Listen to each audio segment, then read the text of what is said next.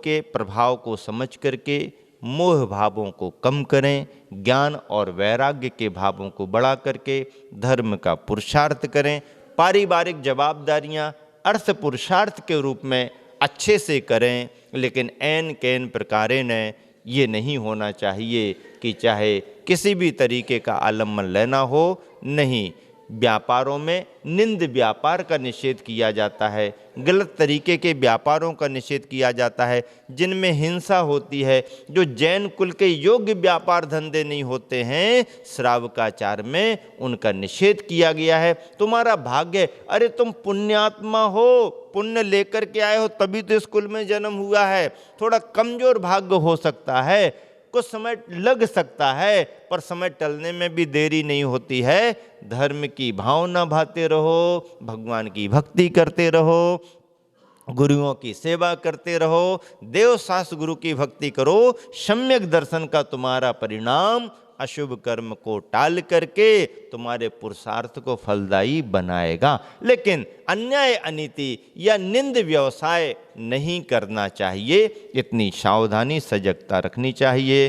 और प्रजा के लिए राजा का नेतृत्व बहुत जरूरी है। राजा के बिना प्रजा टिक सकती है, पर प्रजा के बिना राजा नहीं रह सकता है। इसीलिए राजा को राजा बनने के बाद अहंकारी ना हो करके सभी को लेकर के सभी के साथ चलने का और अपने में लघुता का भाव रखने का, यह सोच करके तुम्हारी सबकी वजह से ही तो हमारा अस्तित्व बना हुआ है, और मेल मिलाप सभी को वात्सल्य के भाव से आगे बढ़ाने की प्रेरणा देते हुए नेतृत्व करना चाहिए। इसी शुभ भावना से विराम दे रहा हूँ। महावीर भगवान की।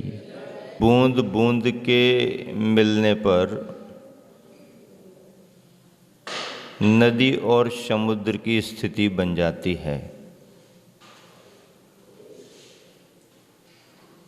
जल की बूंदें ना हो तो समुद्र नहीं, लेकिन समुद्र के बिना बूंदें रह सकती हैं। ठीक ऐसे ही प्रजा है तो प्रजापाल का महत्व है, और प्रजा ही नहीं है तो प्रजापाल का महत्व क्या है। प्रजापाल के बिना प्रजा फिर भी रह सकती है, पर प्रजा के बिना प्रजापाल राजा कैसे रहेगा। गुरुवर आचार्य श्री अपनी नीतियों का विश्लेषण निरंतर कर रहे हैं। आचार्य परमेष्ठी नीति निर्धारक होते ही हैं। धर्म के आचार्य इस कार्य के लिए अधिकृत होते हैं कि वो धर्म की नीतियों का नई नई व्याख्याओं के साथ निर्माण करें। तत्व और सिद्धांत तो शाश्वत हैं। पूर्ववर्ती आचार्यों ने भाव भाषणा उस तरह की लिखी ही है, लेकिन समय समय पर धर्म के आचार्य उन्हीं भाव भाषणाओं को अपनी अपनी भाषा में निरंतर आगे बढ़ाते हैं। यह कार्य गुरुवर ने अपने साहित्य में बखूबी निभाया है।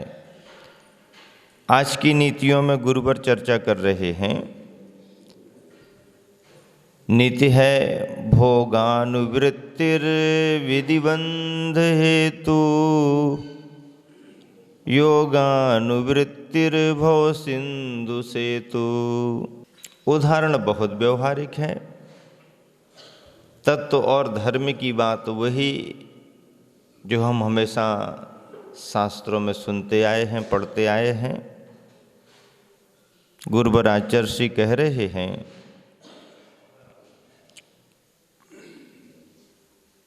भोगानुवृत्ति पंचेंद्रिय के विषयों को निरंतर भोगने की वृत्ति विधिबंध हेतु कर्म बंध का कारण है, और योगानुवृत्ति ही विषयों के त्याग रूप योग ध्यान की वृत्ति भवसिंधु सेतु संसार समुद्र के उस पार पहुंचने के लिए सेतु यानी पुल के समान है। बात स्पष्ट है। एक तरफ असंयम और एक तरफ संयम। असंयम संसार का कारण होता ही है और संयम संसार से पार करने का कारण होता है। उदाहरण भी बहुत अच्छा दिया है। बीजानुसारम तत्फलम कलितम। बीज के अनुसार ही फसल के रूप में उसका फल देखा जाता है। बीज जैसा बोया गया हो फसल वैसी ही तो मिलेगी। नीम का यदि बीज बोया गया है तो रसालम फलितम, मीठे मीठे आम के फल कहाँ से मिलेंगे? आम के फल प्राप्त करने हैं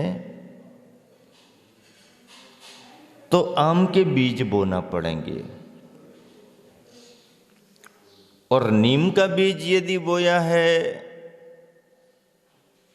तो नीम का वृक्ष आएगा। बोया पेड़ बबूल का, आम कहाँ से होए? बबूल का बीज आपने लगाया है तो वहाँ आम आने वाले नहीं।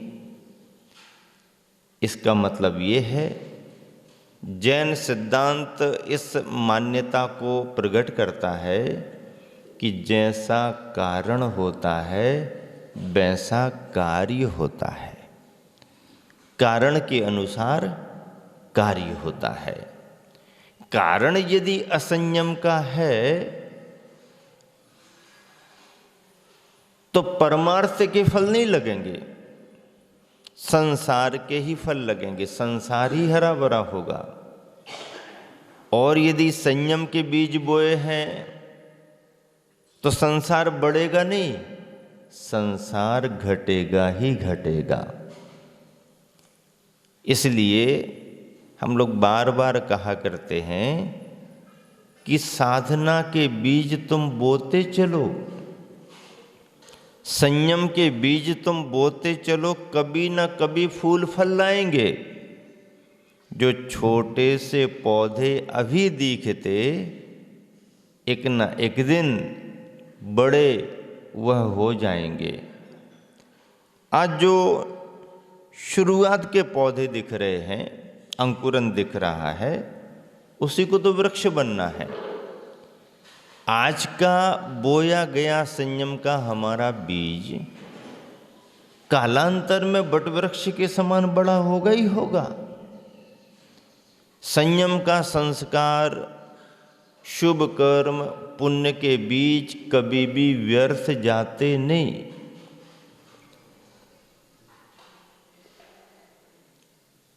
फल मिलने में समय लग सकता है, विलंब हो सकता है, लेकिन अच्छा बीज बोया है तो अच्छा फल मिलेगा ही मिलेगा।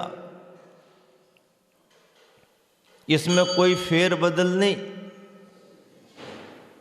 और सिद्धांत कहता भी है कि जो हम करते हैं उसी का ही फल हमारे लिए आगे मिलता है। जैसे मान लीजिए आप जो बोले रिकॉर्डिंग वही हो गई। अब जब आप सुनोगे तो जो बोला है वही तो सुनने में आएगा ना। जो हमने बोला ही नहीं है वो सुनने में कैसे आएगा?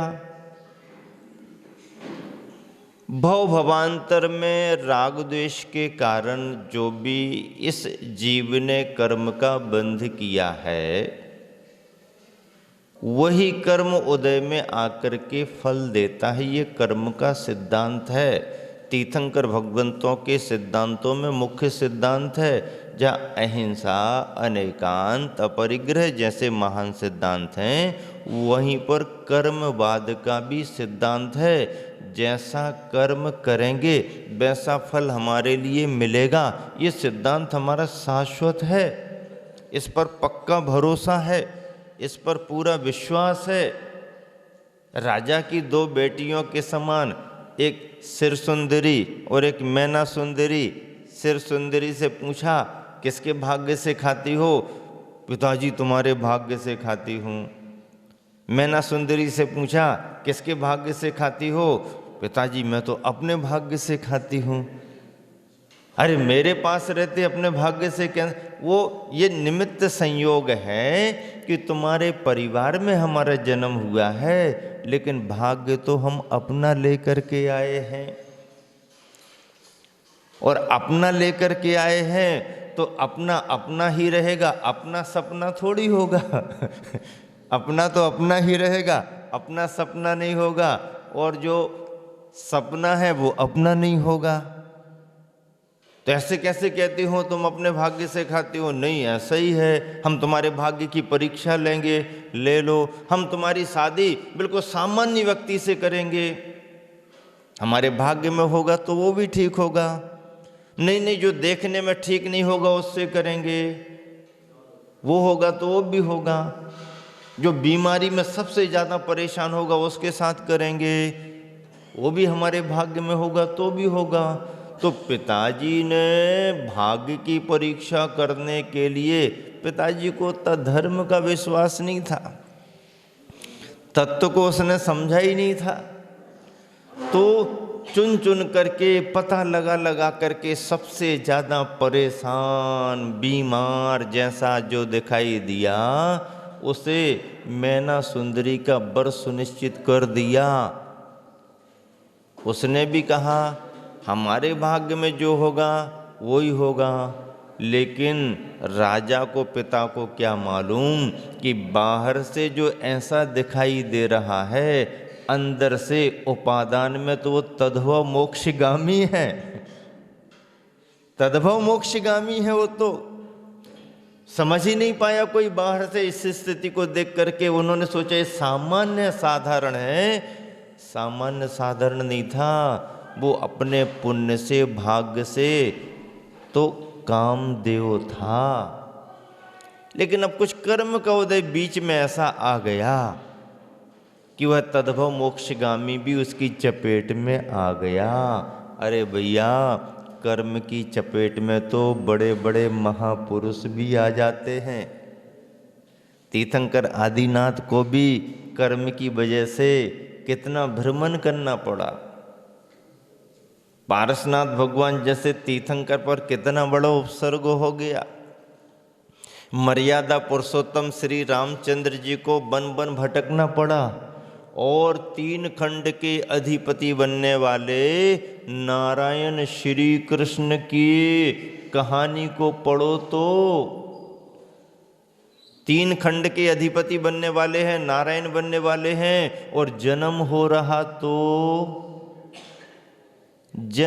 रहा तो छिप छिप करके पता न लग जाए, चर्चा नहीं करना, किसी को मालूम नहीं होना चाहिए कि जन्म हो गया है। और ऐसे 3 खंड के अधिपति का पुण्य लेकर के आ रहे हैं, और जन्म के समय कोई पूछने वाला भी नहीं, किसी को पता न लग जाए, खुशियाँ मनाने वाला भी कोई नहीं, सब डरे हुए हैं, सहमे हुए हैं। और इस साधारण से परिवार में भी बच्चे का जन्म होता है तो थोड़ा घर परिवार में हल्ला तो हो ही जाता है, मोहल्ले में चर्चा तो हो ही जाती है, खुशियाँ तो थोड़ी बहुत मना लेते हैं। और यदि कोई खुशियाँ ना भी मनाए तो बच्चा ही आके हल्ला करने लगता है। जब बच्चा आके शोर करने लगता है तभी तो परिवार को शोर लग जाती। क्या लग जाती? उसके शोर से शोर लगी है। शोर सूतक कहते हैं ना, किसके शोर से? अब तुमने कहा शोर हो गई। शोर क्या हो गई? उसने आकर के शोर मचाना शुरू कर दिया तो शोर हो गई। एक साधारण से परिवार में चर्चा हो जाती, कृष्ण का जन्म हो गया, कानों कान किसी को मालूम नहीं चलना चाहिए। अंधेरे अंधेरे में ले जाओ, गांव के बाहर ले जाओ, ऐसी जगह पर छिपा करके रखो कि किसी को पता न लगे। अब जन्म के समय कोई चर्चा करने वाला नहीं, कोई बाजे बजाने वाला नहीं, कोई मिठाई बांटने वाला नहीं, और पूरा जीवन ठाट बाट से निकल गया, ठाट बाट से निकल गया। कहीं पर कोई काम 19 नहीं, 21 काम रहा। लेकिन आखिरी समय जब आया तो पुण्य से भाग्य से बनी हुई द्वारिका भी जल गई।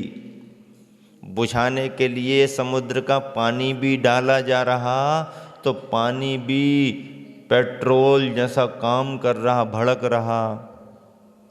और जंगल में बलभद्र नारायण भटक रहे हैं, कोई पूछने वाला नहीं। और आखिरी में भी जरत कुमार ने उसी जंगल में मृग समझ करके धोखे में निशाना साधा और श्री कृष्ण के लिए मरण का निमित्त बन गया। तो कर्म हमेशा एक सा नहीं रहता है, उतार चढ़ाव आते रहते हैं। और इसी कारण से जैन परंपरा ने कर्म के फलों पर पक्का भरोसा विश्वास रखा है। हम जो बोएंगे वही हमारे लिए मिलेगा।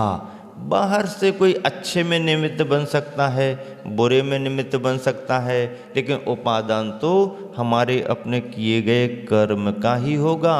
और ऐसे किए गए कर्म कटते भी हैं, नष्ट भी किए जाते हैं। और वो तद्भव मोक्षगामी श्रीपाल स्वामी, जब उनका पुरुषार्थ जागा, मैना सुंदरी का निमित्त बना।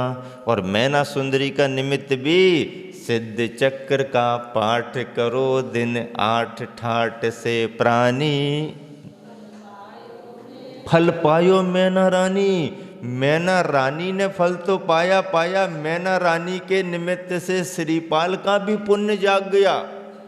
कोटि भट्ट था, कामदेव था, समय विशेष की बात थी, परेशानी आ गई। लेकिन कोई भी परेशानी हमेशा एक सी नहीं बनी रहती है, बदलती ही बदलती है। पर जब श्रीपाल से पूछा गया तो उन्होंने यही कहा, जो मैंने किया था वही तो मेरे उदय में आया है। कर्म सिद्धांत की सूक्ष्मता बहुत है।